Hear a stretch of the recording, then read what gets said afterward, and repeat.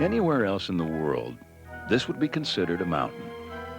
Here, it's only a small peak in the canyon.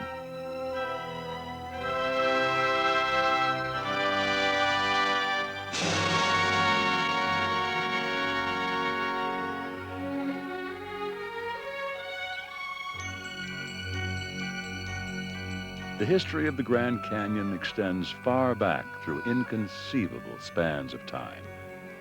It has brooded in northern Arizona for 10 million years. Its modern history began with discovery by the Spaniard Coronado in 1540. His lieutenant, Cardenas, came to the canyon and looked down on it without realizing its immensity. He thought the river was about 6 feet wide. In fact, it averages about 300. The first European man to explore the length of the canyon was Major John Wesley Powell. Major Powell was a veteran of the Civil War and had lost his right arm in the Battle of Shiloh. Major Powell prepared for his journey of exploration by having 4 small boats constructed. The U.S. Army furnished food, enough for 1 year, mostly coffee, beans, and flour. A chair was fixed to the top of one of the boats so Powell could see ahead at all times. It seems likely Major John Wesley Powell may have been the first human of any race to explore the length of the canyon. More than once, I have been warned by the Indians not to enter the canyon. They considered it disobedience to the gods and contempt for their authority, and believed that it would surely bring upon me their wrath. In May of 1869, his small party of 10 men left Green River, Wyoming, to begin this epic journey into the great unknown, as Powell called it. The boats were often swamped, and the men thrown overboard as they ran the rapids. One boat and much of their food and supplies was lost before even reaching the Grand Canyon. In each accident, more food was lost. The boats needed constant repair.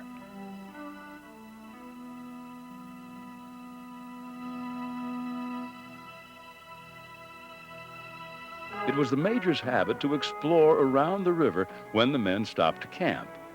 Climbing a cliff, he was unable to go back and had to be rescued by one of his men, who pulled him up by his long underwear.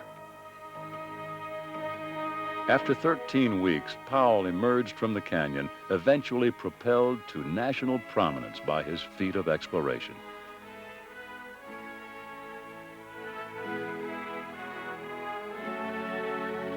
He was able to fill in what had been a huge blank space in U.S. maps at that time. Now, the northwest corner of Arizona was better understood. Grand Canyon National Park clings to the course of the Colorado River as it slices through this corner of what is now Arizona. The nearest city is Flagstaff. It's probably the greatest natural wonder in North America. Even the statistics are staggering. A winding trip through the canyon by water is 277 miles. Major Powell had been the first to traverse the river through Grand Canyon. There were other attempts afterwards. Most failed. 2 who did not fail were the Cobb brothers. They came to know the canyon perhaps better than anyone else. In 1911, the Cobb brothers started down the Colorado River in small boats. Their purpose was to photograph the scenic richness of the canyon. Their boats were also battered, needed repair. They discovered a mysterious skeleton that could not be identified. Only a 1900 issue of the Los Angeles Times was found with it. They were 2 young men when they came out west from Pittsburgh in 1901. They opened a photographic business to support themselves and immediately immersed themselves in the canyon. They explored inaccessible areas, often risking their lives. they labored for days to get a single photo. They were the first to make moving pictures of the Grand Canyon. In 1914, National Geographic devoted one complete issue to the Cobb brothers' pictures. They traveled widely and lectured about the Grand Canyon they loved. Emory Cobb spent the rest of his life here. Explorer, photographer, lecturer, river runner. He embraced the spirit of this canyon. He remains here, still.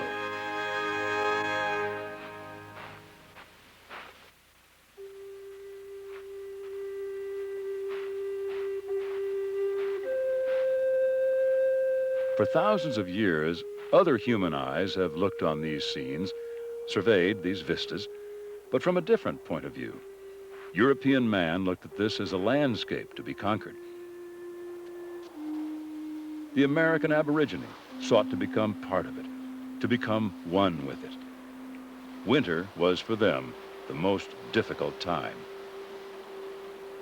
Those ancient hunter-gatherers are gone, but the primitive rhythms still seem near the surface here on the rim of the Grand Canyon. The rhythm of the seasons still pulses deep in the winter storms that rise, that bloom and blow out over the canyon.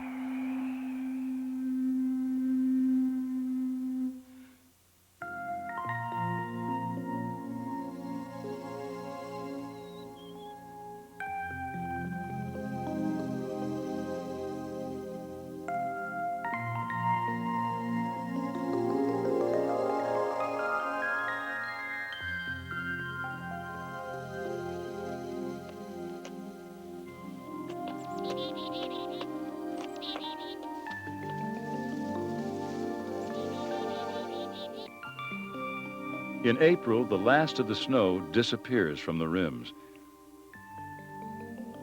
And finally, from the forest further back, the natural world seems to pause and gather itself, waiting with drawn breath for the eruption of spring.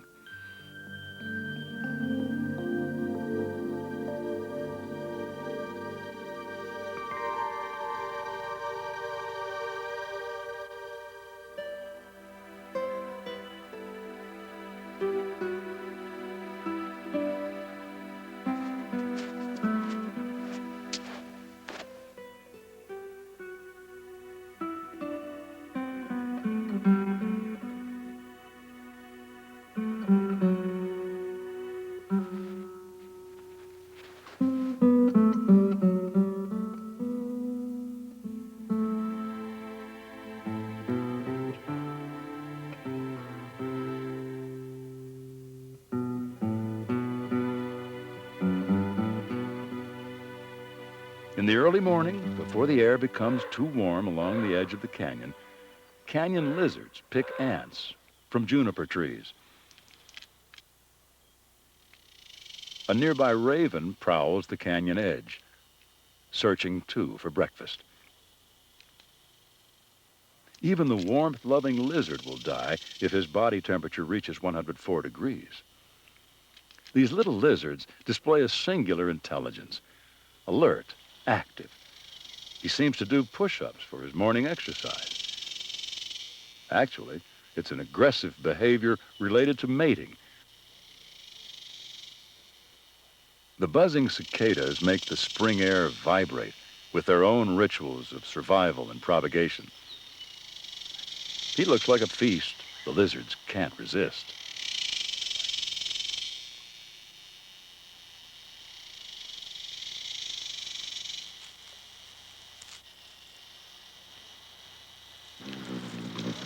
When the lizard misses the cicada, the raven is able to see it and snatches it in mid-flight.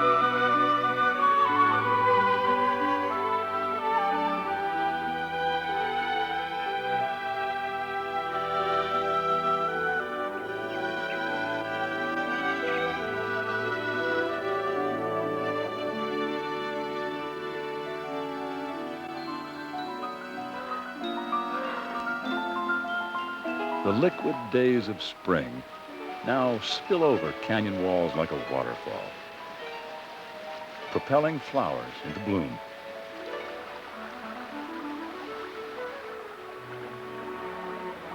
Up on the rim, the first lonely lupines bloom on the forest floor. Suddenly, almost overnight it seems, they will overlay the ground like a blue carpet. This seems a world apart from the canyon, but it too is a part of Grand Canyon National Park.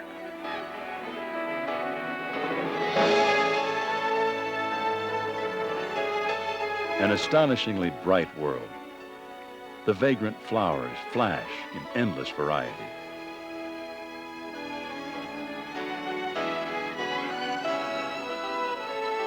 The plants exude sweetness and draw in other life.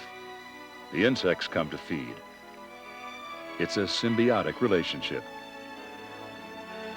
The feeding of the insect ensures the propagation of the plant. Bees carry pollen on their hind legs from plant to plant, fertilizing the ones that couldn't survive without it. Hummingbirds also come to these flowers, these natural feeders. The rufous hummingbird is common.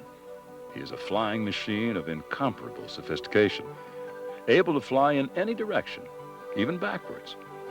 He can hover with the body absolutely fixed in space, as though welded there on some invisible steel rod. This is made possible by wings that pulsate at 80 beats per minute. No man-made aircraft has ever achieved such maneuverability.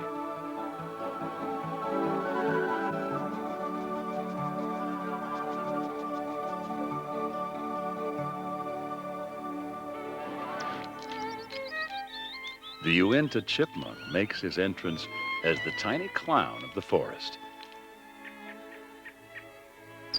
He's a plentiful resident of the ponderosa pine forest. They feed on grasses and seeds and may eat as much food as the deer. He scurries around in trees, sometimes looking for bird eggs, even though he's primarily a vegetarian. Because they're most active in the early morning hours, their sheer number may not be apparent. The blue grouse prowls the cool forest this morning. She hunts with her family, searching for flowers.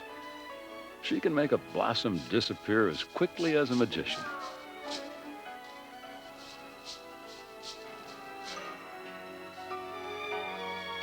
The chicks are still learning this game and don't quite know what to do.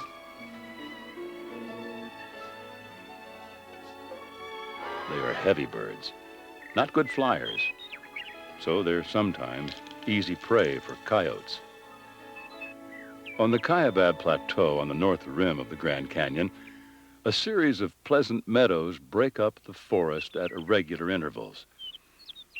They are ancient breeding grounds for many insect species, particularly grasshoppers.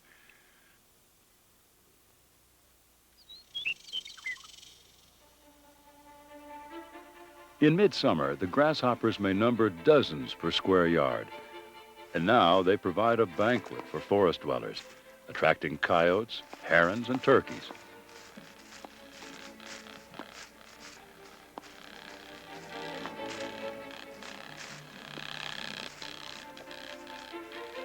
Birds are expected to feed on insects, but the coyote makes them a substantial part of his summer diet. Fat crickets are even more appetizing to him. Sometimes the swarming grasshoppers become an irritant. In fact, they even bother the heron, crawling up one leg, then the other.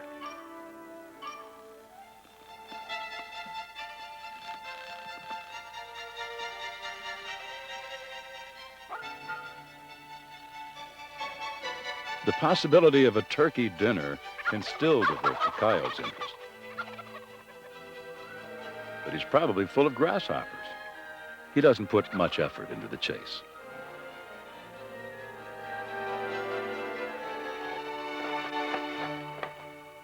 The Harris hawk flies the skies of Arizona. The service he performs is one of check and balance. a check on the rabbit and rodent populations.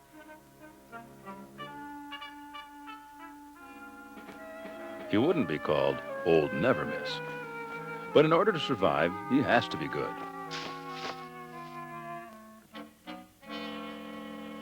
The rabbit weighs about the same as the hawk, pretty evenly matched. But more often than not, the rabbits usually escape.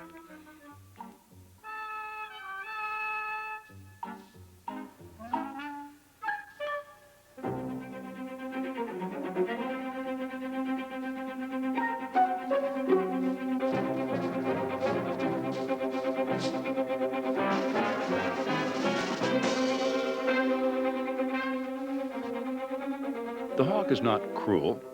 He's just feeding himself in the only way nature has provided him.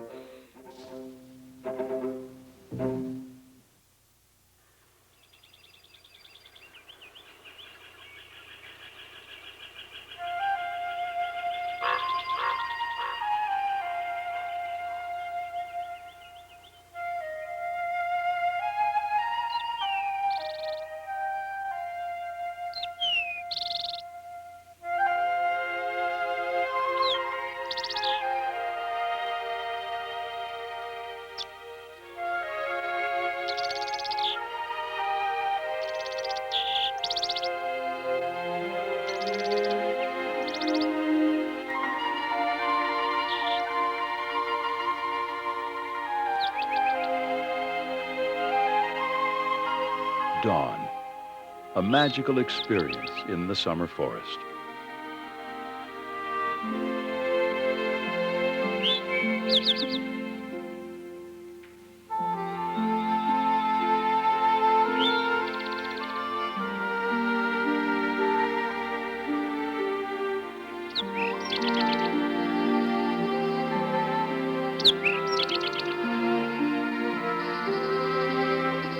The vibrant dynamics of the forest can reach the very core of your soul. That peace that passeth understanding. A celebration of life.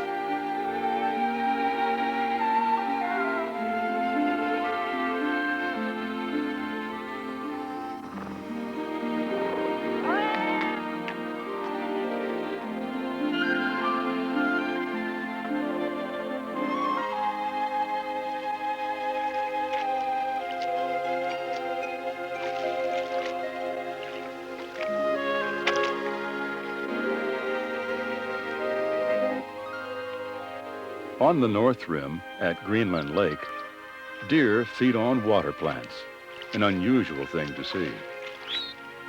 In other places, moose often eat in the water like this, submerging their heads to get plants on the bottom of the lake, but rarely ever deer.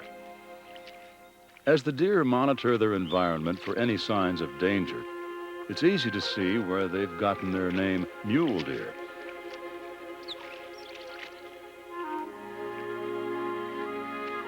Big ears enable them to pick up faint sounds, sounds far beyond the range of human hearing.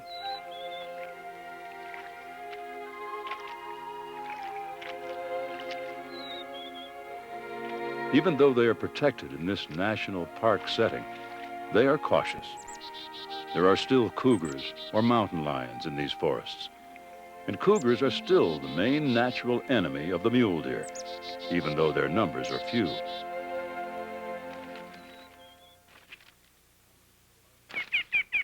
The aspen forests are full of energy now. The wandering birds settle in for a few frenzied weeks to raise families. Some aspen trees may seem like bird hotels. 3 nests are within 8 feet of each other in this grove. The adults ignore each other as they obey their instincts to tend their young. Bluebirds make trip after trip to the meadow to collect insects.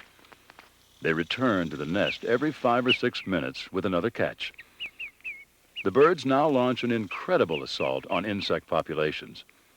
The insects will survive, but without the birds, their numbers would expand beyond belief.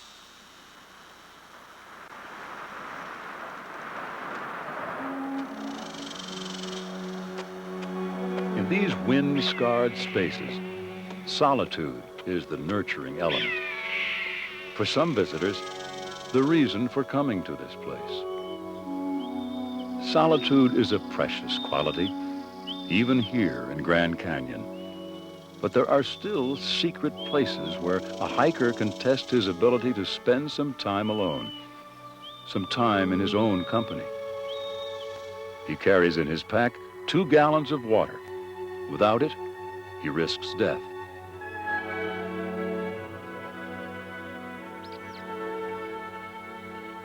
A lonely hike often affords the most intimate experience with the natural world for those who seek it.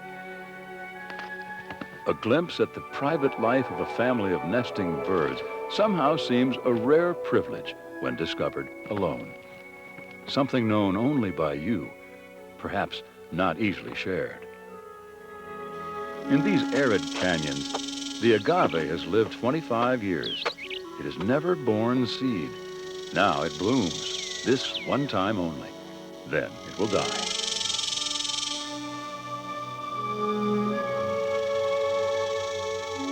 The secret trail he takes should not be too secret.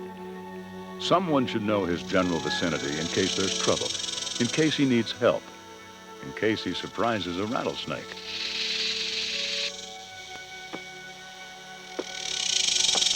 These canyons are arid, but sometimes there's a surprise, a hidden spring, once again exciting that sense of personal discovery, unexpectedly flowing right out of the limestone wall of the canyon. It's sweet, good, and cool.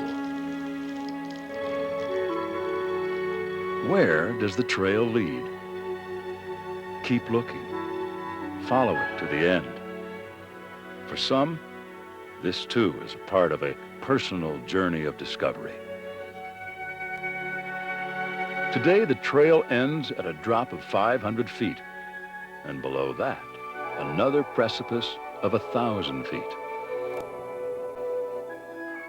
In these spaces, a man may gain some perspective of his real significance in the universe, to experience something larger and greater than himself, something much larger.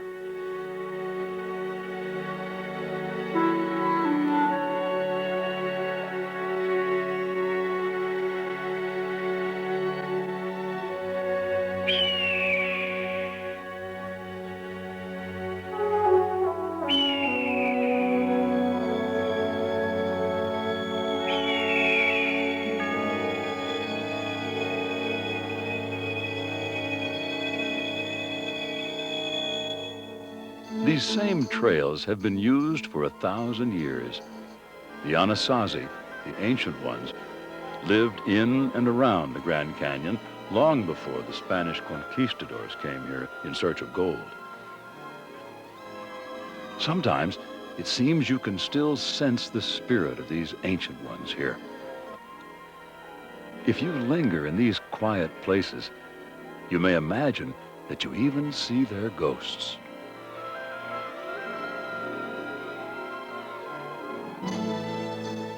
There are over 2,000 sites where they left the remains of their buildings or petroglyphs, the figures they carved on rock. They planted crops along the Colorado River, raising corn, squash, and beans. The pottery shards are plentiful, but reveal limited knowledge about these survivors. So we really don't know a great deal about them.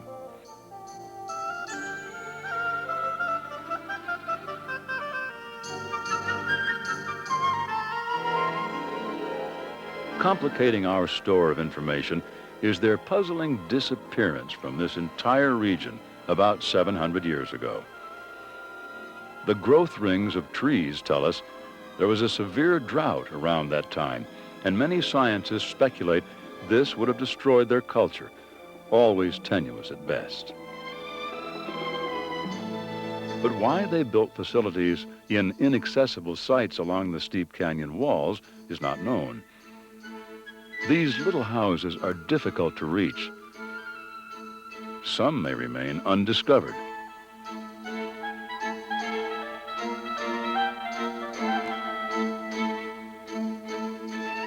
Some ruins indicate that they lived in small groups of families and built surprisingly sophisticated housing. They built granaries for the processing and storage of food.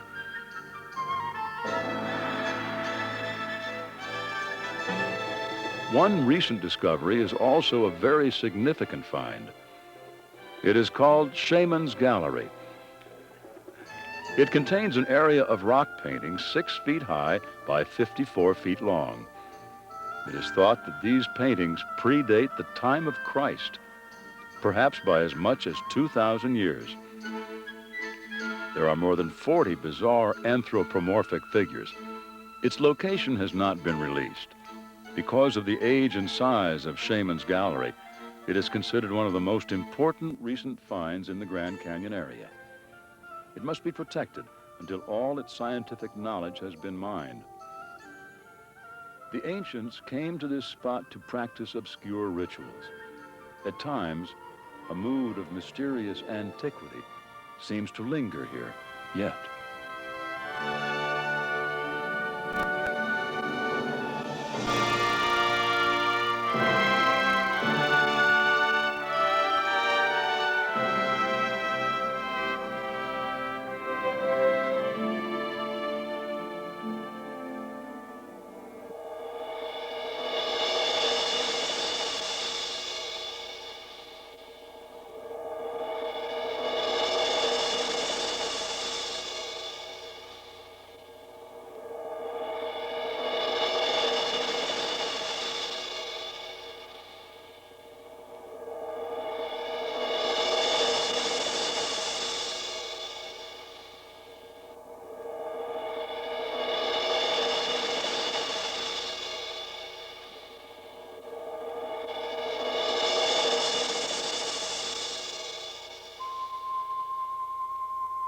At times, you might see monsters here in the cliffs and canyons along the Colorado. Looking like some prehistoric reptile, the horned lizard is usually considered a desert creature. But the mountain horned lizard is in fact a forest dweller. A common one, as it turns out. They are frequently seen on both rims of the Grand Canyon, pursuing their own private interests, searching the forest floor for ants. The ants are a staple for lizards and birds. In the summer, they swarm across the forest floor by the millions. People also swarm here by the millions. Along the rims in the summer. 4 million strong they come. Most have a brief look.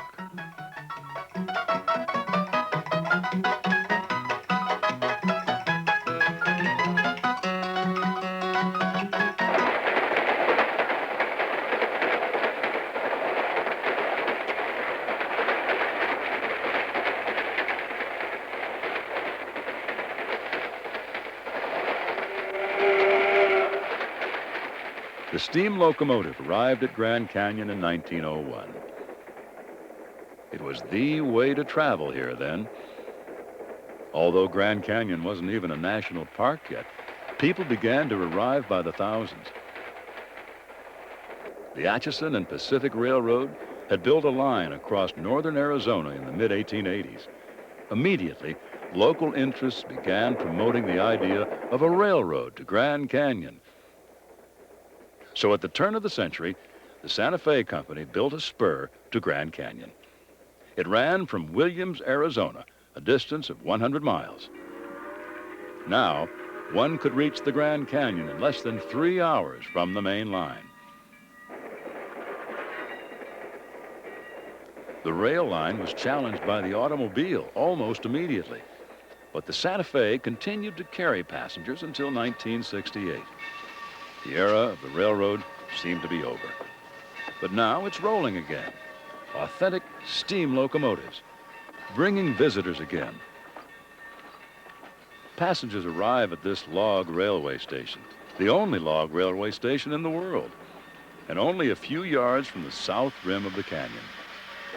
Each passenger traveling in this way helps reduce auto traffic along the south rim. Consequently, The Park Service has cooperated with this revival of a historic old rail service. Immediately behind the old log station is the El Tovar Hotel, built in 1905, built by Santa Fe Railroad. The visitors they were bringing to the Grand Canyon needed a place to stay in style.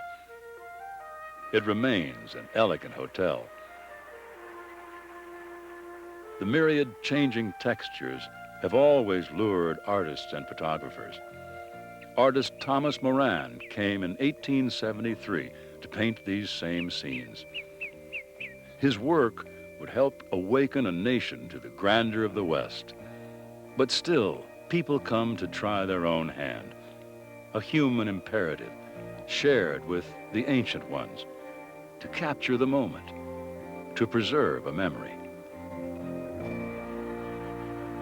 Today, most of us exercise that artistic imperative with the ubiquitous camera. For some, it may simply offer a rationale for experiencing this place. It is a place that cannot be captured in photography. It refuses to completely yield its power and grandeur to the technology of a camera. To capture the essence, it should be experienced. Nature is not always just something pretty, something benign. It can be harsh, even cruel, in human terms. And for some people, that sense of threat is a challenge, a stimulating, exhilarating challenge. In some places along the edge of the canyon, a strange world exists. As this plastic planet reforms and reshapes itself, the hidden world of slot canyons entices the intrepid photographer. These bizarre canyons are open to the sky, but often no sky is visible from their depths. It's a twilight world of strange forms and soft light.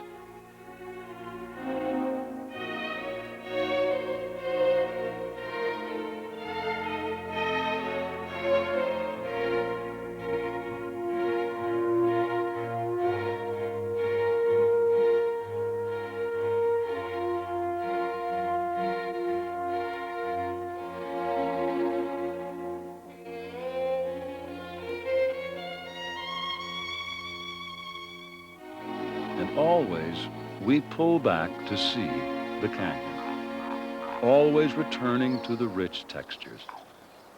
We contemplate the landscapes of another planet in the benign atmosphere of Earth.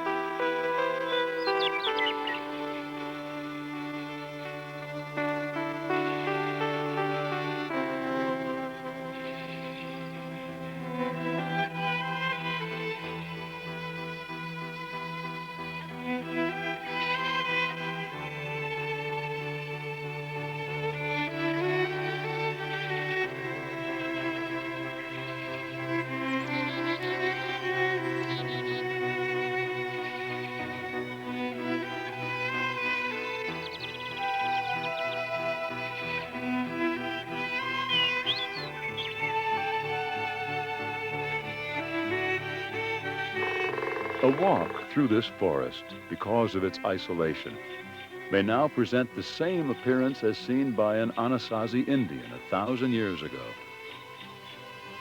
They began arriving about 1,200 years ago and found game plentiful here. Searching through the forest, they undoubtedly stalked the deer. When modern man entered this region, he coveted the deer as a target for his guns. In order to save the deer for himself, a systematic program of killing all predators was begun in the early part of this century, paid for by the government. By the 1920s, all wolves, bears, and most mountain lions were completely wiped out of northern Arizona. Without natural predators, the deer populations increased dramatically. There were so many deer that they ate all the available food. In a few years, the deer began to starve in massive die-offs. It took a decade for wildlife managers to understand what had happened. In trying to save the deer, they had almost destroyed them. Now they realized that the natural predators helped keep the deer herds in balance with available food.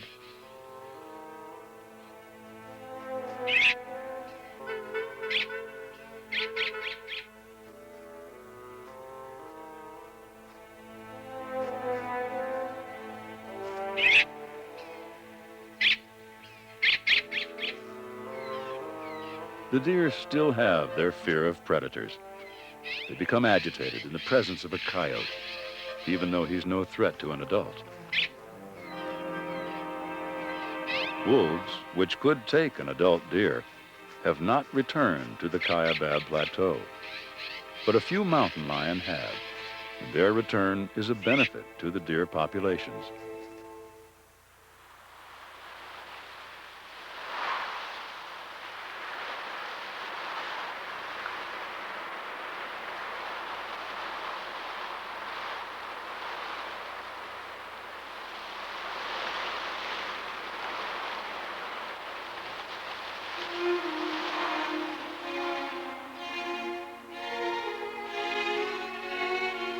Warm air rises from the canyon, collides with moist air flowing in from the Pacific.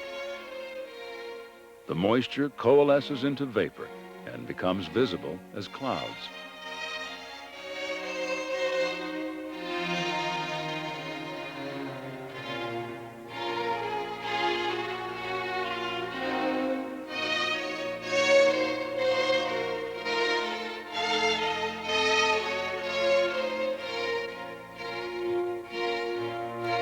The rains come in July and August.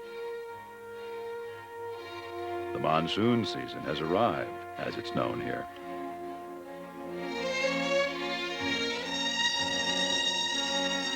The storms pile up, almost one on top of the other, as if they were crashing together in great aerial collisions.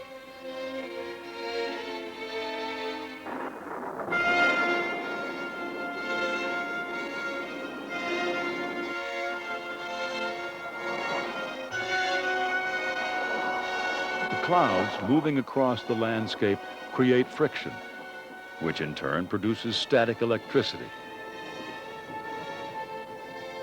The clouds have become enormous containers of water, holding billions of gallons. Rain falls.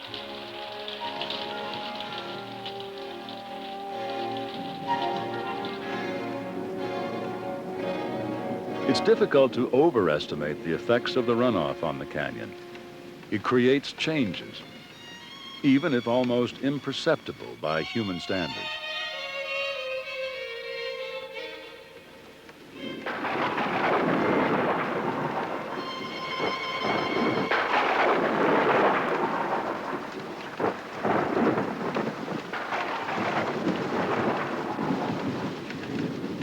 This Grand Canyon is not timeless. There is only one constant here. That constant is change itself. It is continuous, persistent, and sometimes visible.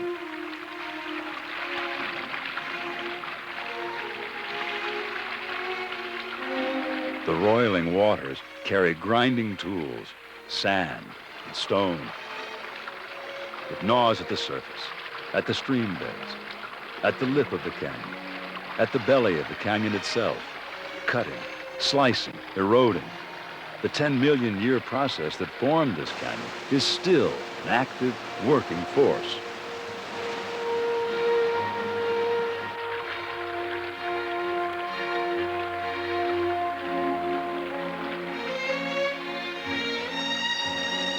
Out in the desert, it's not even raining. But distant clouds have poured billions of gallons of water on the surface of the land, more than the land can absorb. It's a flash flood. Now it flows down the gentle inclines, making its way toward the canyon in places.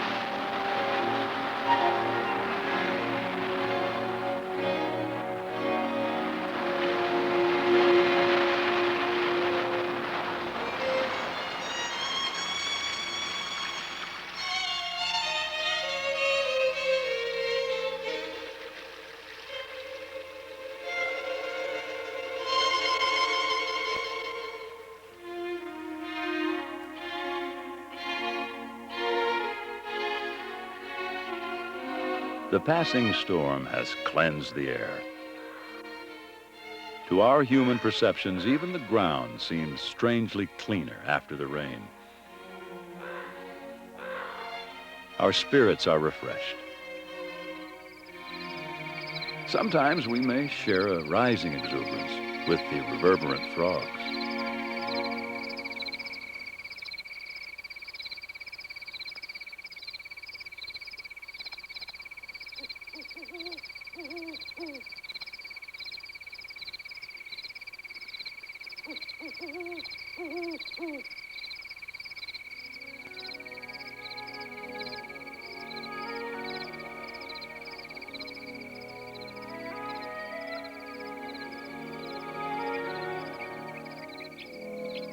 In the western end of Grand Canyon, there is now enacted one of the strange mysteries of the desert Southwest. On the benchlands near Toroweep, we are 3,000 feet above the river. It is a remote, little visited area, unknown to most. Shallow depressions form small pools here on the edge of the canyon. They are filled with water only a few times each year during the monsoon rains. They are dry for months at a time, yet after the rains, life appears almost as if by magic in these temporary ponds called water pockets. The eggs of tiny frogs and shrimp have lain dormant, waiting for the rain. Now, tadpoles populate each of these water pockets. Like a prehistoric fossil returned to life, tadpoles, shrimp, and tiny bivalves erupt into activity.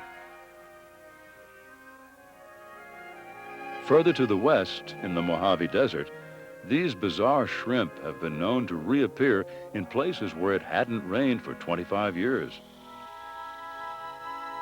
They now begin a race with time. The water pockets will last only a few days. The desert winds and the radiant sun evaporate the water level perceptibly day by day.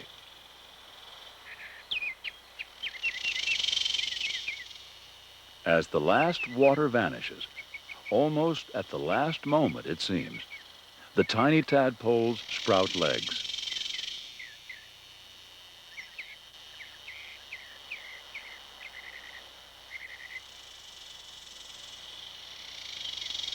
Songbirds, like the mockingbird, may become predatory.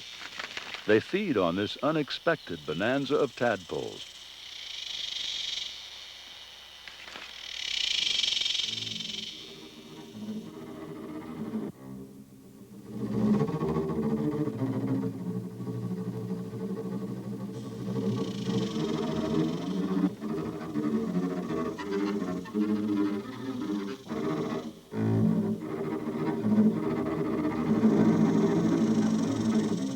Finally, the newly formed frogs desperately deposit their eggs in the cracking mud, leaving the seeds of the next generation to perpetuate the flow of life, as they themselves lose their life to the heat and sun on the scorched bottom of yesterday's pond.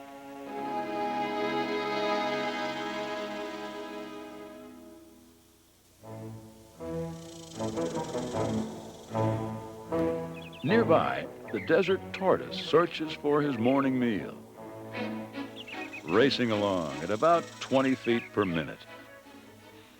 He too, though a desert dweller, has a limited tolerance to heat. He can survive only a short time in 100 degrees. He may live most of his life without water. He's able to live on the moisture in the plants he eats, and plants are all he eats. He's strictly a vegetarian.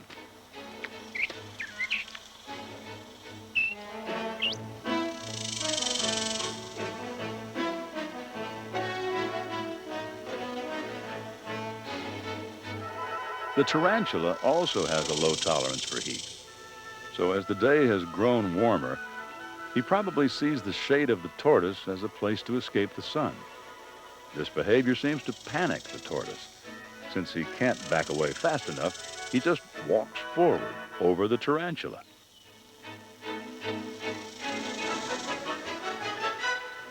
Desperate for shade, the tarantula returns. In a surprising move, the tortoise becomes aggressive. A few nips, and the tarantula is convinced to look somewhere else for shade.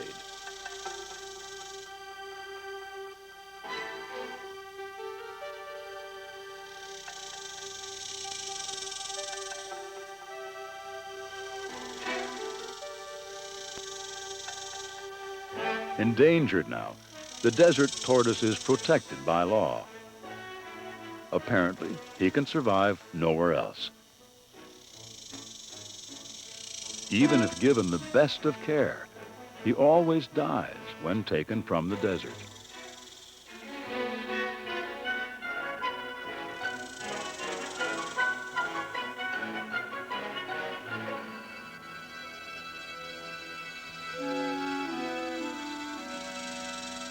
At the east end of Grand Canyon National Park, Lee's Ferry maintains a lonely presence along the Colorado River.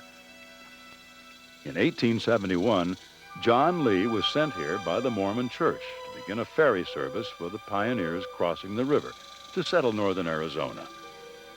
A small fort was built for trade with the Navajo. Although it could be used for defense, it was never necessary. Across the river is Lee's Backbone, as it was known then, a road built along this ridge so wagons could reach the river and ferry crossing, a road constructed by hand.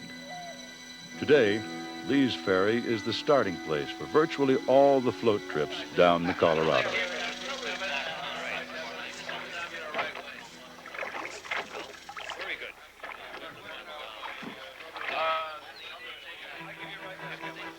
Today, these river runners don't face the same unknowns that Major Powell did when he made the first run in 1869. But they still face the excitement and the thrills, and the hint of danger is still there. Major Powell and his crew saw the canyon as a mysterious foreboding place. But today's travelers view this same canyon as adventure, or perhaps even as a sanctuary. The ponderous cliffs as their cathedral.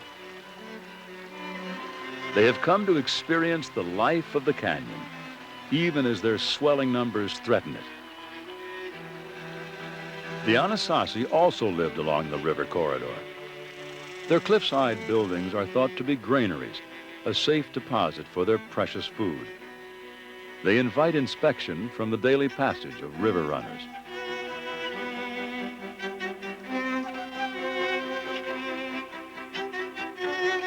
Many float trips pull in here at mile 33 when floating down from Lee's Ferry. A century ago, Major Powell camped here. The cave has a floor of smooth sand. It's like a huge band shell, 300 feet wide. The ceiling is 100 feet high. Powell estimated this cave would seat 50,000 people if it were used as some great theater.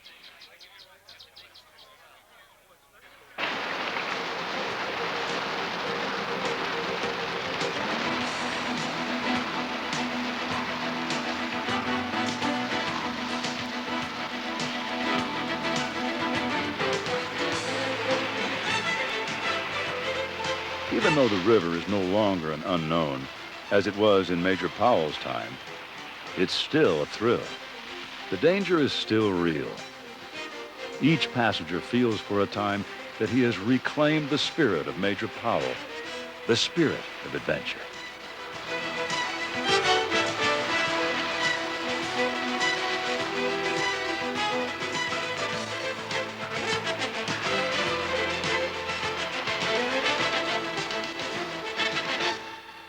Desert bighorn sheep see these floating craft and their human appendages every day.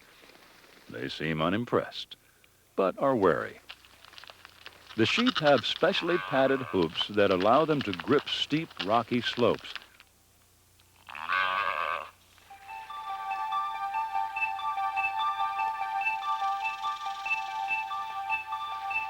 At Bass Camp, mile 107, as measured from Lee's Ferry, are the remains of early mining efforts. and even a tourist camp. It has remained here ever since as a monument to countless pioneering attempts in the canyon. The humans often couldn't survive these rugged environs, but it's perfect for a scorpion. Even though poison, he's timid. Like almost all wildlife, he'd rather escape than fight.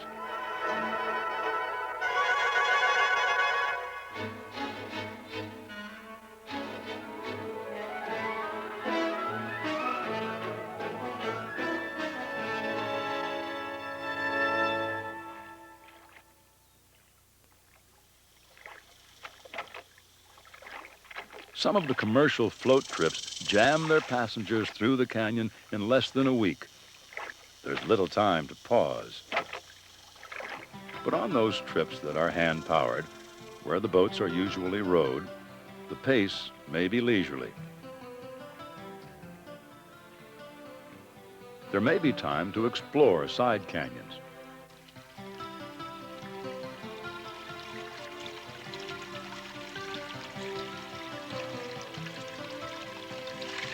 Many of these clean streams emanate from springs back away from the main river. The deeply carved gorge tells us that the spring water has been at work here a long, long time.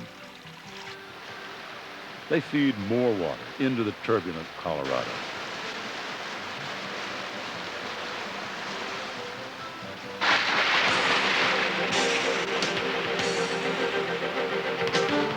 Because of Glen Canyon Dam on the northern border of Arizona, the river no longer flows as wild and free as in 1869. The dam has controlled the river since 1963. The water flows now when more electricity is needed in Los Angeles or Las Vegas. Before the dam, the river sometimes moved gravel and boulders as large as a house. The power is unimaginable until you're here, sitting on top of it.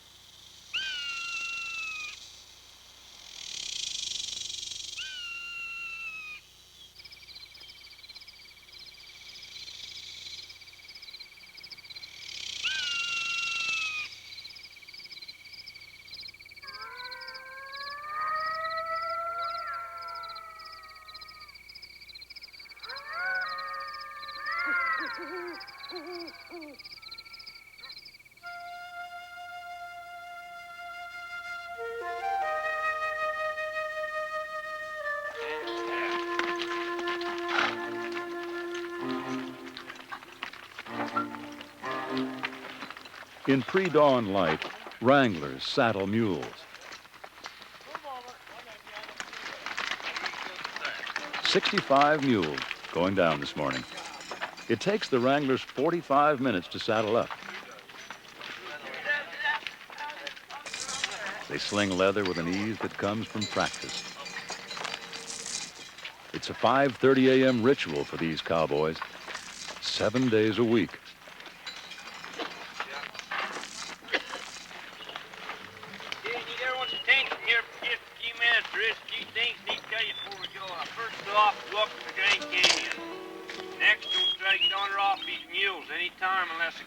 At your side.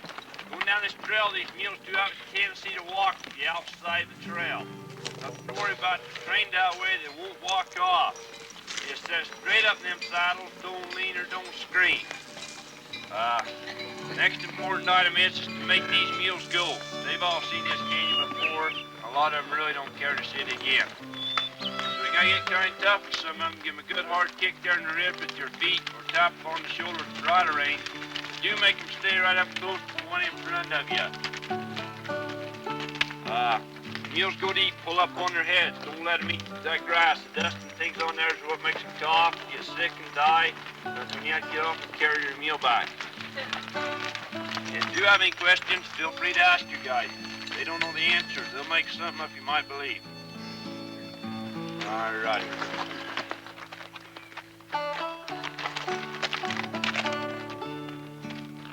The mules move sedately, but steadily, plunging down into the canyon, dropping 3,000 feet in a couple of hours.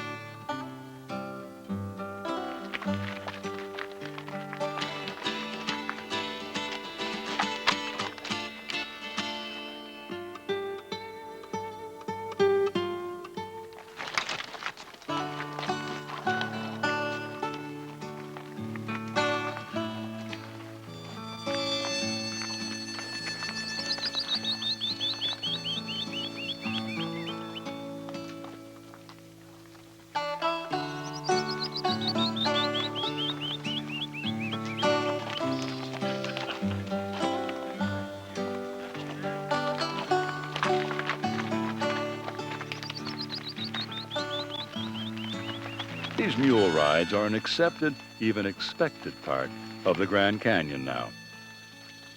But they are not without controversy. They do contribute to a pungent aroma on the trails. The mules, however, make it possible for some people to experience the inner canyon who couldn't do it any other way. And it's usually these who are feeling the effects of the ride at the end of the day.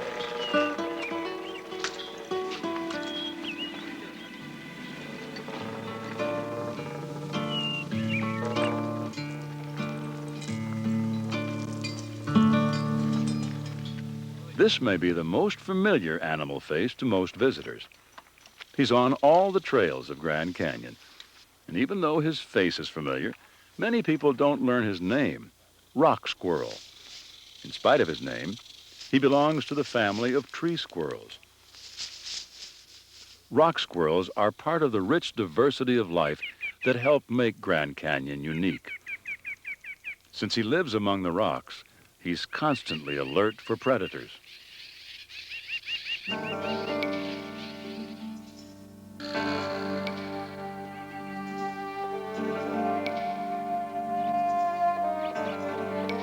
The king snake is a resident of these desert regions. He needs to feed about once a month. Then his hunger propels him into action. He sometimes eats other snakes, even rattlesnakes, but he most commonly feeds on small rodents, like the cactus mouse. The prolific rodents probably eat more grass than all the larger mammals here.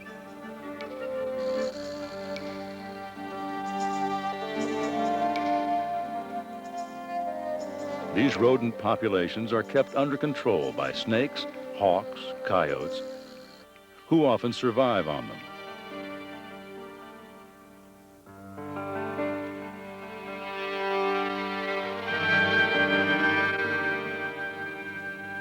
He is a constrictor, holding and squeezing his prey so that it can't take in a breath of air.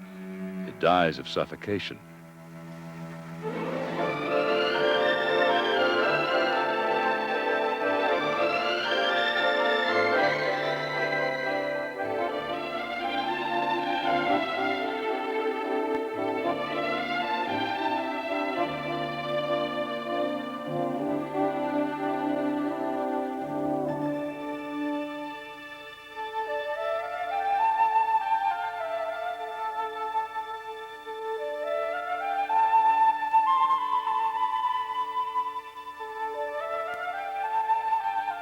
The kaibab squirrel, one of the rarest squirrels in North America, lives here on the north rim of Grand Canyon. He's found nowhere else in the world. That distinctive tail makes him unique. No other squirrel has a white tail. He is very similar to the Abert squirrel, which is found on the south side of Grand Canyon and throughout the Mountain West. However, as the Colorado River cut deeper between the north and south rims for thousands of years, the two races were cut off from each other. And this squirrel developed into a separate subspecies,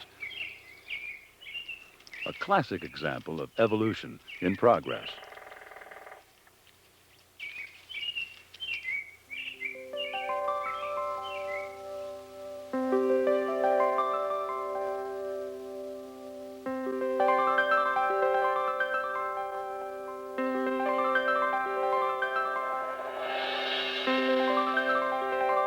There now unfolds a transformation in the forests at the top of the Grand Canyon.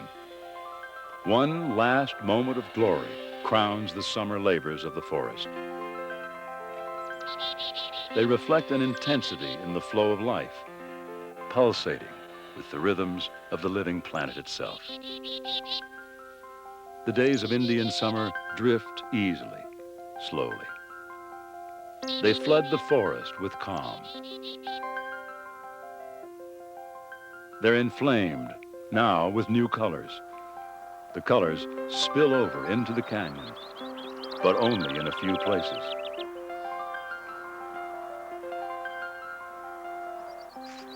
Mule deer have cleaned the velvet from fully developed antlers now.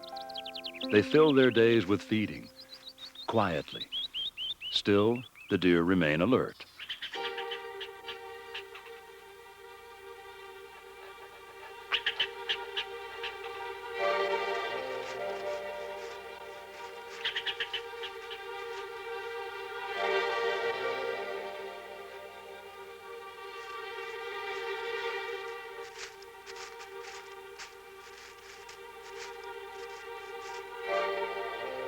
The big cats are still here, though few in number.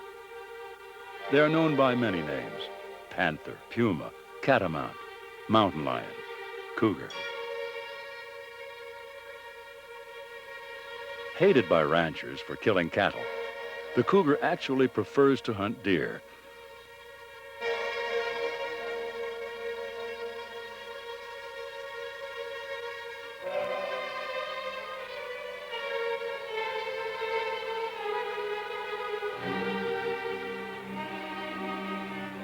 In this contest, it isn't just the deer trying to save its life. The cougar is also trying to save its life as well.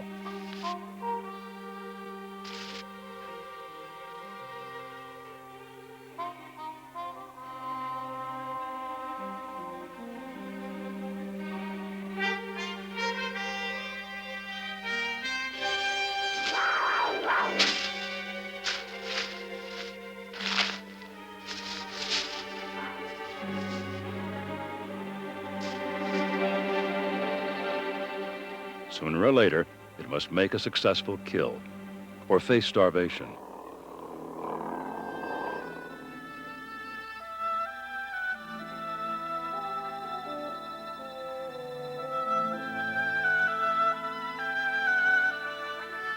The seasons change. They roll across these canyons irrevocably. Time presses on. The formations stand like timeless castles. They are, in fact, not timeless. This awesome, gorgeous splendor is only a passing moment in Earth's history. The days spin by. They have circled over these rock formations billions upon billions of times.